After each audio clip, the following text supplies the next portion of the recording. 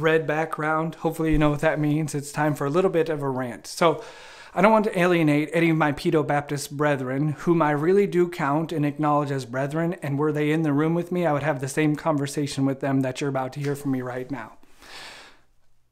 But I don't want to take all the Baptists who are following and leave them out in the cold as if there were no arguments to meet the arguments of the Paedobaptist brethren.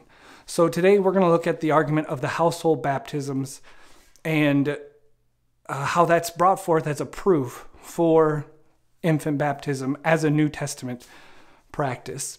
Now, this isn't hypothetical. I've been in the presence of Presbyterians who have opened the scriptures, read the accounts of the household baptisms, and then told me that that was proof for infant baptism. So when I engage with it, I don't want to engage with it as if it's, the weakest argument ever, although it is obviously a weak argument. But I want to meet it as it was presented to me. So let's pick out one. And let's look at the household baptism that took place with Lydia, where the scriptures state that Lydia and her household were baptized. Now, as Baptists, how should we interact with this text? Well, I want you to look back into your Presbyterian or Paedobaptist brother, and I want you to chide him mildly for his lack of information in regards to Lydia.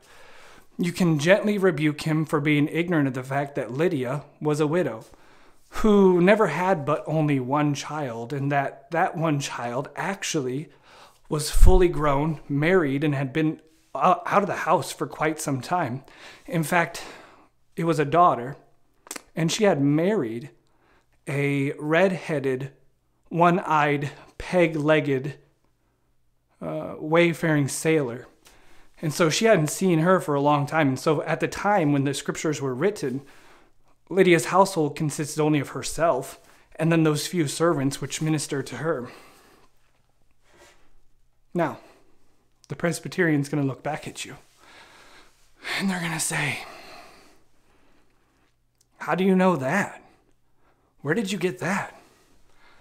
And you can look back at them and say, "Well, I inferred it. Just like you inferred there were infants in that household." This argument is not unique to me. It's not one that I invented. It's not one that I came up with. It actually was used by James Coleman in a debate against a Methodist 200 years ago.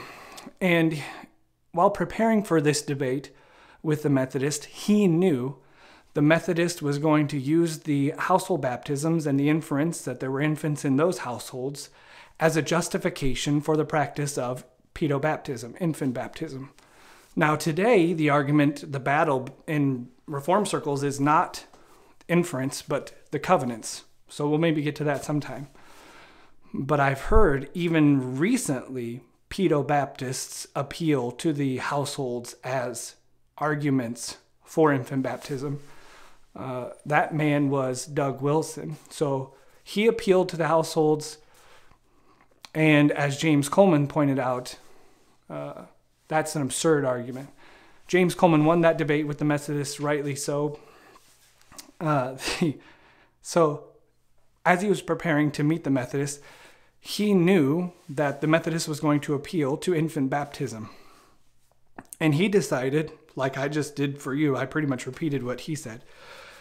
He decided he was going to meet inference with inference. And you say, well, that was an absurdity. Yeah, it was meant to be an absurdity so that any time in the future, anyone ever appealed to the household baptisms and the inference that there being infants in those households, anytime anyone ever heard it, what they would picture was Lydia's daughter married to a red-headed, one-eyed, peg-legged sailor. And it's meant to be absurd because the inference that there were infants that were baptized, unbelieving infants baptized in those households, is an absurd inference. So with all due respect to the Paedobaptist brothers, I have no hesitation to disrespect their foolish arguments. I love them. I despise their arguments. So hopefully this is helpful to you. Hopefully you can see that there is no grounds in the inferences, or in an inference for the positive practice of infant baptism. I'll say that again. There is no grounds in inference for the positive practice of infant baptism. If you want, that's it for the video. Now I'm going to read the story. So if you came here just to get the argument, you've got it. Now just let me, for those of you who want to hear the full story, I'm going to read to you. So the video's over. You can check out if you want to.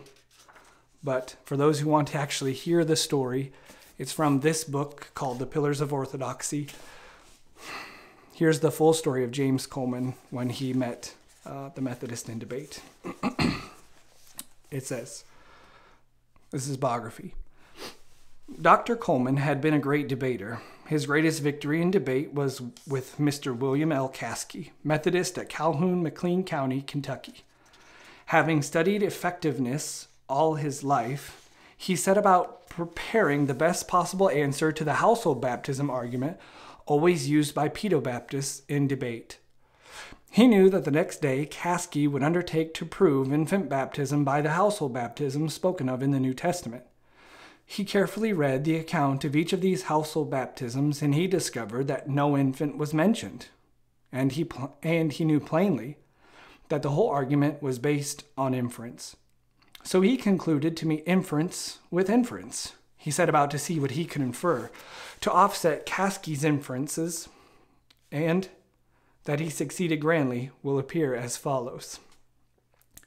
Caskey made his speech as Dr. Coleman expected and argued that since households were baptized by the apostles, and that it is reasonable to infer that infants were in these households, that infant baptism was scriptural. That was the sum of his speech. Dr. Coleman, when he gets to the end, it gets good. Not that this isn't, I hope that this is interesting to me. Okay. Dr. Coleman, in his reply, spoke as follows. I'm surprised at Brother Caskey's limited information concerning Lydia's household. He has inferred that Lydia had children under the age of accountability, and that, therefore, these children were baptized. I'm surprised, sir, that you do not know that Lydia was a widow and a traveling cloth merchant, and that she never had but one child, and that was a daughter who had married a red-headed, one-eyed shoemaker and had moved off to Damascus, and had not been home for some years, and that her household at the time consisted of herself and servants who assisted her in her business. I am surprised, sir, that you did not know this. Caskey, in his confusion, spoke out and said, Dr. Coleman, how do you know what you have just said? This is the part I like.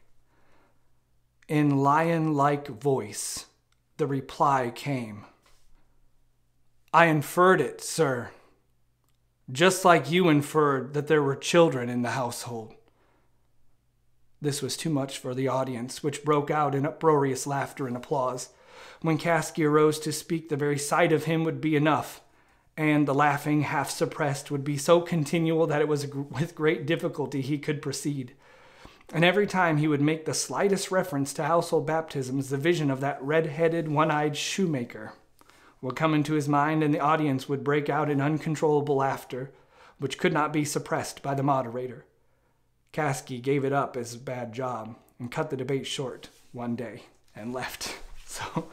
So there's James Coleman meeting a Paedobaptist in debate, answering the argument of the household baptisms. Hopefully this is helpful to you. Don't let them get away with the inferences or the inference argument to justify the positive practice of Paedobaptism. And thanks, Joey, for reminding me of that story. I wish you guys well.